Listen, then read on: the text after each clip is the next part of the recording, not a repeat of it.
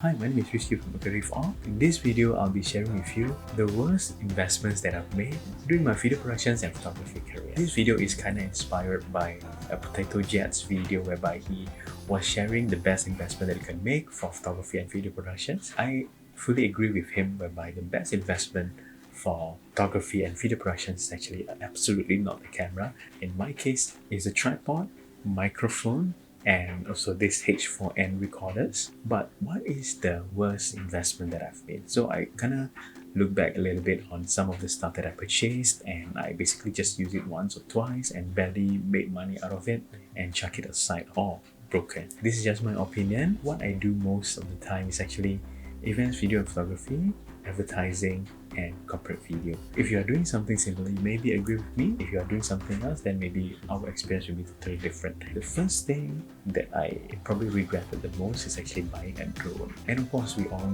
agree that drones are just too cool to miss. As a photographer, I always want to have a drone in our gear lineup. Every time I buy a drone, I never be able to make money on it because the fact that there are so many regulations, and I actually broke a couple of drones in the past, and those are really expensive to repair. Once it's crashed, it's basically that's it. And of course, I still have a bit of memento from my old drone, and that basically just become decorations now. And I still have a Mavic Mini that I just simply keep it in case there's a client that wants me to take some aerial photography or whatsoever. Not that the demand is there, but we can't limit clients' demand because of the regulations. I always believe that we have to follow the rules set by the government. I tend to reject projects that I don't think it fits the regulations. Another thing that I bought that I regret is actually a Jeep, whereby you can actually do like a high angle shots with this. I bought a Jeep just for a project a long time ago, and basically it's just being chucked aside and never use it again because it's just too troublesome to carry. It takes a long time to set up, and there's not much demand for us to use that. In most cases, we have a very limited time whenever we do a project, especially if it's an events project. The next thing is, a lot of people will be disagreeing with me, but it's actually GoPros. I did buy a few GoPros in the past. I think the last one that I bought was the GoPro Hero 5, I think. Probably my opinion will be different if I buy the latest version now.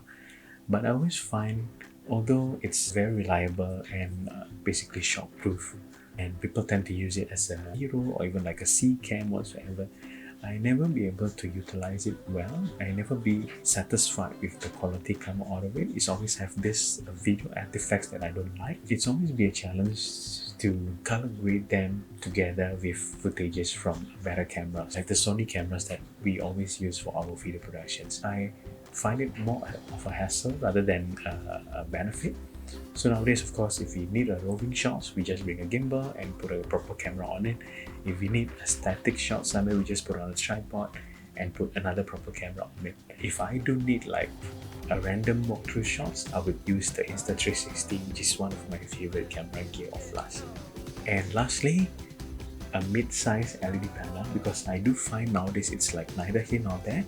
To me, it's rather a really small one that I always bring in my small pouch that I bring around. So any case I need a emergency needs of lights, I can just use that, or a proper one, a big one like what I'm using here, or those with a big dome diffuser that we always use for our video productions. Those A4 size, or probably like slightly larger than A4 size kind of a panel. It's too harsh to be a key light. I can't use for like a corporate video interview style kind of productions, and it's still big enough that it's pretty troublesome to carry. It's also hard to find a diffuser that kind of fits it. Again, your experience may be different to mine. If you have any gear that you regret buying, maybe you can let me know in the comment below. And thank you so much for watching, and I see you next time.